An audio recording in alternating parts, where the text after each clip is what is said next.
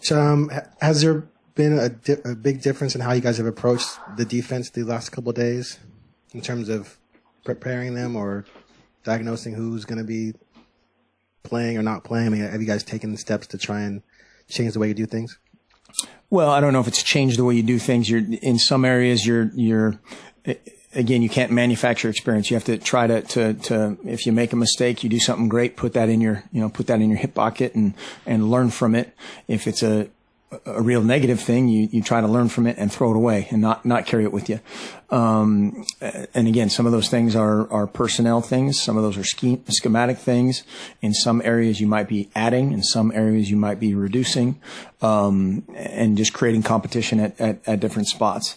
But the biggest thing is just going out there and playing fast and playing with confidence and doing your job and trying to block out, everything else that goes through a young person's mind in some of these situations. Kristen, to the left. Yesterday, Scott Frost said that he felt like he was doing Vernon Adams a disservice by having him out there when he wasn't 100%. How do you adjust the offense then? Do you try to run the ball a little bit more, or how do you prepare for Colorado in that way? Well, each game plan is different, and we've got some skilled guys at wideout, we've got some skilled guys at running back, and some skilled guys at tight end, and so it'll just depend kind of on how that plays out game plan by game plan. But yeah, anytime, I think we talked about this on Sunday night, anytime you've got a situation, a medical situation when the trainer says he's up or down, that's easy. We don't make those calls when it's kind of a gray area. And I'm not speaking specifically of Vernon, but in general, when you're trying to get into the psychological side of things, the confidence side of things, that's where it's most difficult. Again, a lot of these guys are very competitive guys. They want to be out there no matter what, and you weigh that. But we're going to always, put who we think is giving us our best chance out there. Brian, up front. Are you expecting to see maybe a more confident Colorado team now that they've had some results, and maybe I'm sure they probably think they can beat you guys after last week? Definitely. I mean, they're playing absolutely, with a ton of confidence. The way things have set up for them, they're absolutely riding high on offense, on defense, on special teams. Played really well last week, created a ton of turnovers.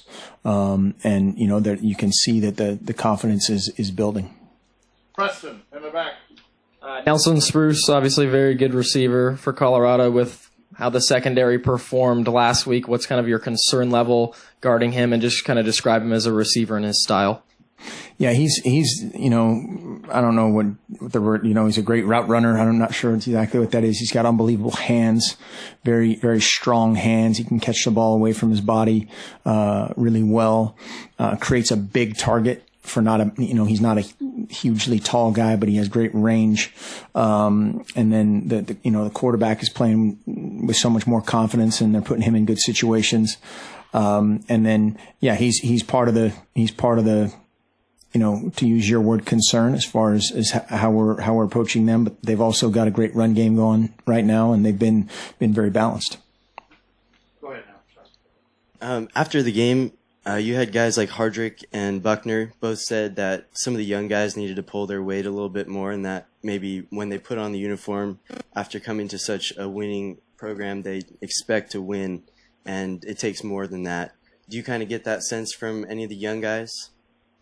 Well, we harp on that all the time, and that could be fifth-year senior, that could be a true freshman, that could be a coach, that could be anybody. Is we don't get. I always say we don't get points because the O shows up. They don't put 21 points on the board. You have to earn every single inch every single day, and that absolutely can happen. Guys just show up and they expect to get whatever, and it's all disguised as really hard work. You have a follow-up? Yeah, one more question. In the past decade or so, the Ducks have won their home games by an average of about 20 points, and on the road, it's about 10, the margin of victory. What do you think accounts for that big disparity at home? Well, I think, traditionally, teams will perform better at home, and certainly our home atmosphere is unbelievable. Your fans are unbelievable. I think individual players sometimes might play better on the road versus at home. Distractions, tickets, dealing with all those kind of things that you're dealing with at home. But certainly our atmosphere, I think, plays into that in a big way. Aaron. Johnstone talked about how the offensive line is messing up a lot of little simple things that's causing some problems to the running game. But also, you guys have a ton of receiver talent. But other than the first half of the first game, you haven't been able to stretch defenses and tackle them at all. How much is that hurting the run game as well? It's all part of it. Yeah, no question. I mean, our offense is based on attacking every inch of the field. The width, the depth, and putting that all together. And whether it's time and score of the game, or execution, or game planning, or whatever, we haven't gotten into that rhythm to the extent that we're accustomed to, and that's something that absolutely we're working on. Part of that's not being vertical quarterback's injury too, right? That's life. Yeah. Sticking with kind of the run game, is it maybe more important now that you can run the ball with the quarterback struggles or your situation at quarterback, the importance of being able to get the 6-7 yards on first down? Absolutely. Being in 2nd and 3 is a lot easier than 2nd and 12 or whatever the situation is. And we just have to be efficient. We have to be able to run the ball when we want to run the ball. You have to be able to throw the ball when everybody knows you need to throw the ball. You have to be able to get that done to be a great offensive team. Preston. Tyree said today that urgency is a big thing that you've been preaching this week in practice. Is that something that you didn't see a week before, or why is that a special point of emphasis right now? Well, that's one thing I think I said after the Michigan State game is it's easy to talk about. We talk about that every single day. A sense of urgency, because that's something you have to create in training to duplicate game time as much as you possibly can. Invariably, an inexperienced guy, a younger guy, maybe even an experienced guy, it's like, okay, yeah, coach, whatever. But then you see that show up in a game and you win, they're still, whatever, coach. When you lose, it matters, right? Now, and hopefully that urgency is created after a game like Utah. You have a very captive audience if they're good guys. And I think our team is filled with good guys that want to respond the right way. And unfortunately, sometimes that's what it takes, is getting, taking a shot in the nose and bouncing back. Going to the phone. Jeff, did you have a question for Coach Helfrich? Yeah, I do. Coach Helfrich, it's Jeff Hauser from SB Nation. How are you? Doing great, Jeff. I just wanted to ask you, you're returning to Colorado for the first time since they've really tried to rejuvenate the program, and you had a big hand in that before. Have you seen any similarities between what you did and left the program with and what you're going into now? Yeah, Colorado's a great place. I think there's been a lot of different things going on since we've been gone. It's a long time now. I remember driving to the hospital when our son was born through the icy bumpy roads. My wife yelling at me. I remember that. It's a beautiful place, great campus. Coach McIntyre's done a great job. Obviously, they've made a tremendous commitment to the upgrading of the facilities and all the things that have gone on there with their stadium and the new everything. I haven't been there yet. And it's also always cool to see Ralphie run.